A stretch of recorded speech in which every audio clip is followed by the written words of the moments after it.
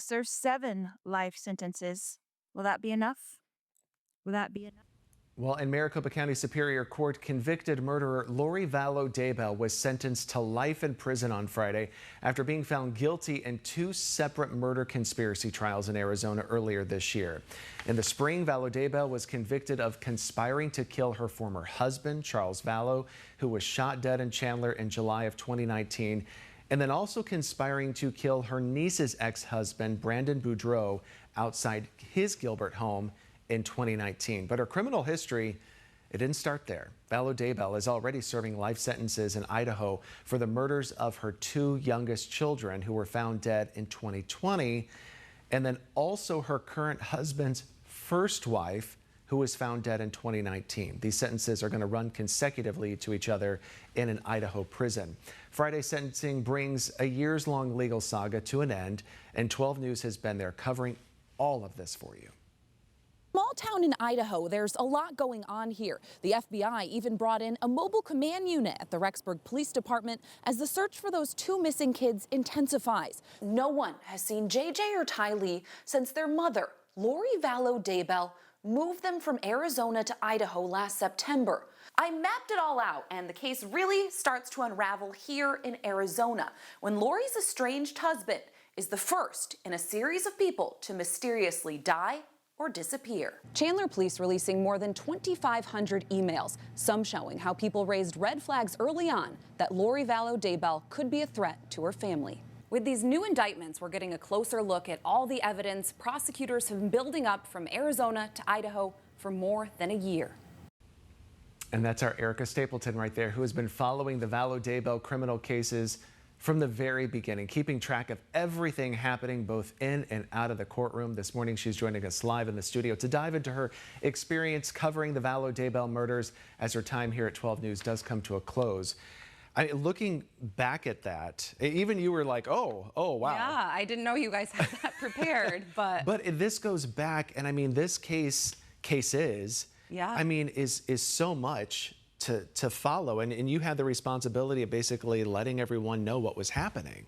Yeah, it was certainly no small task, but I think, my purpose is to not only inform people, but we're, also trying to unravel the mystery as it's going down. And, when we first started looking at this case, I wasn't the exact first reporter on it here. I took it over from Nicole Zymek, if anyone remembers her. She was fantastic. She was on it and then went on maternity leave. And all of a sudden, they're like, okay, you're going to Idaho. So I was like, okay, I guess I am. Yeah. So I kind of did a deep dive on all of everything we knew at the time. This, of course, was before Tylee and JJ's bodies were found. And I just remember having conversations around, okay, there's some doomsday beliefs here. Is it possible that they're alive somewhere? They're in a bunker, they're somewhere. So I think at the time I came into starting reporting on this, there was still some hope around what could happen. Yeah. And there were obviously a lot of questions that hadn't been answered. And I think over the past 6 years, we've unfortunately gotten a lot of those answers and just seen how really diabolical and devastating the toll these cases have had on these families and just the outcomes of everything that has happened. And now that we have a bigger picture, kind of zooming out, we can see how everything ties together and just how strategic this was. What do you think it is about this trial that just caught everyone's attention? I mean, it does have Arizona ties, but I mean, it just really caught the attention of the nation. I mean, when you were out there last week, you said that people were waiting like basically a day. They're waiting overnight to be able to get into the courtroom, not because they support her, they just wanted to be in the courtroom to watch this all unfold. What was it about this case?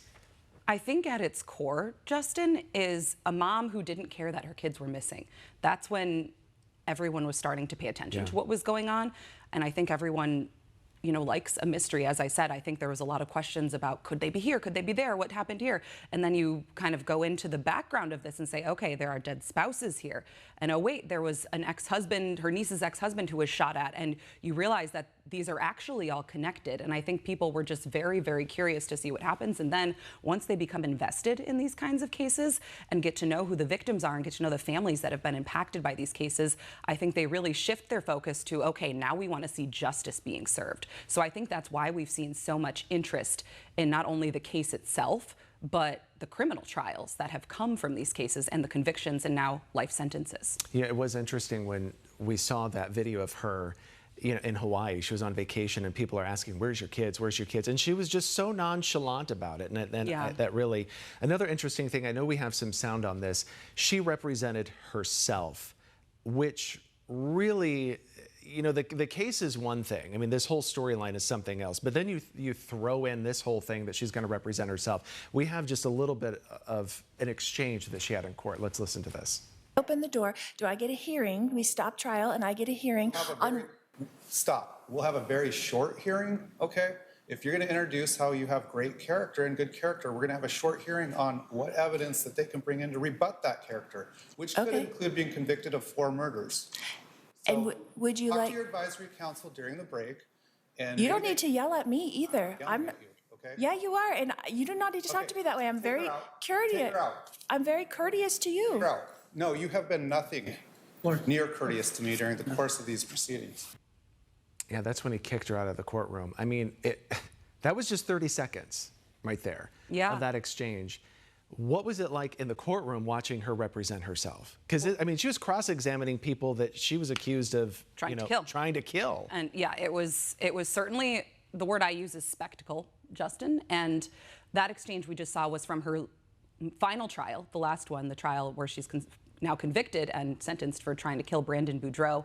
And you could see the tension just boiling between her and Judge Bresky, who at times she tried to get kicked off the case. And I go back to an interview I did with one of the prosecutors in the Idaho case, Rachel Smith, who said, she's a narcissist. She is looking for this attention, and it doesn't surprise her that she's trying to take this move, but it's just about her. Everything is about her. So I think that's maybe we haven't been able to talk to her directly and ask her why she wanted to represent herself. Clearly it did not work for her, but I do think it maybe just speaks to her ego a little bit to be in the courtroom and to be in this maybe position of what she may deem as powerful, even though she really doesn't have the upper hand here, and obviously will be serving the rest of her life in prison.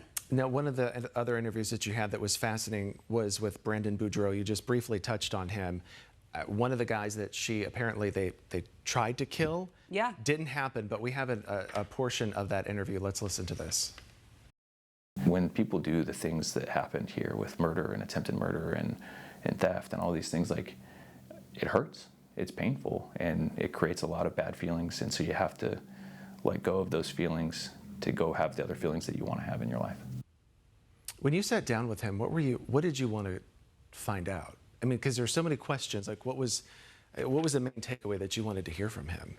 You can't just be like, "How are you feeling?" Yeah, no, it's not that so simple. Much. And it took some time to talk to him, and we really wanted to talk to him about how he's moving forward from all this, because he can. And that's something he said after she was convicted, she being Lori Vallow Daybell, of trying to kill him. He said, it was not comfortable for me to be in the courtroom. It was not comfortable, but I'm here because I can be here, unlike Charles Vallow, unlike Tammy Daybell, unlike Tylee and JJ. So it was brought up in court recently during the impact statement for sentencing that he has survivor's guilt from this. And we really wanted to talk to him and unpack just those feelings and how his faith had carried him through, and his focus on his own family and the challenges that came with that when, your ex-wife's family is really caught up in all of these different things here. Just the fear that he had, but also moving forward. And I mentioned his faith. That was a big focus of our conversation, because he does have faith. He has his beliefs. And when you look at these criminal cases, at the core of these crimes were dark religious beliefs. There were, discussion of the children being zombies, of Charles Vallow being a zombie, and that was almost like a precursor to winding up dead. And just some really disturbing things about Chad and Lori Vallow Daybell ranking people light and dark, and it was just really disturbing stuff. So when you are someone who does have faith and you see religion being twisted in that way, I think it's a really hard pill to swallow, and brings up a lot of questions about how you navigate going forward. But in terms of moving on, because again, that's something he's grateful he's able to do. He's working on sharing his story more and hoping to share other stories. He's actually starting a podcast, a media company, with Lori Vallow Daybell's surviving son, her oldest child, Colby Ryan. So that's, he said, been healing in a way. Yeah. So we are really interested to hear how you move on after surviving someone like Lori Vallow Daybell. Well, I have to say, you've done a phenomenal job. I mean, there are so many twists and turns in this case. I mean, it's hard to keep up with, and I know as a reporter, you just keeping notes on all of that and then No, breaking it down for Yeah. the public. I mean, you sit in hours and hours and hours of testimony in court, and then you have to like basically sum Yeah. it up in 2 minutes. It's incredibly hard. So, like, congratulations on doing such a phenomenal Thank you. job. And But you had, sorry, go no, ahead. I was going to say you Wait, have do we a have time? special convicting Lori Vallow Daybell. Tell us just really fast. Just tell us about that. So this basically, this is a big special that you. Yeah. So basically what you just said, Justin, is it's a lot to digest, but I feel like so much of this honestly lives in my brain because you've been on it every year and you're just I don't know, you want to know and you want to do right by the victims in these cases. So it's important to make sure we're accurate, to make sure we know things. Yeah. But when we were putting this special together, it wasn't too challenging for me because I said, okay, I know I did this interview back in 2020. I know I did this in 2021. We know this happened here. The timeline, I know it. So it wasn't too hard to really go back and look at all of our work and say, this fits here, this fits here.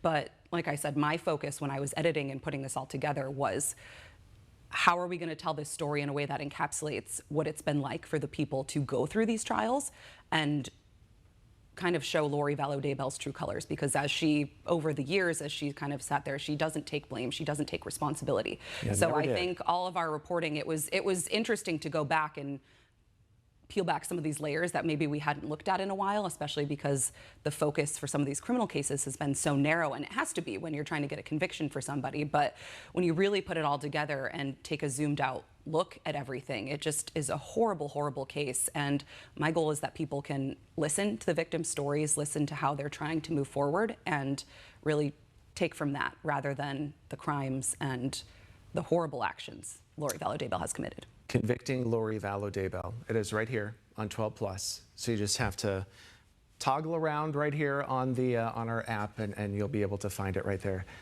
Great job. Thank you so much.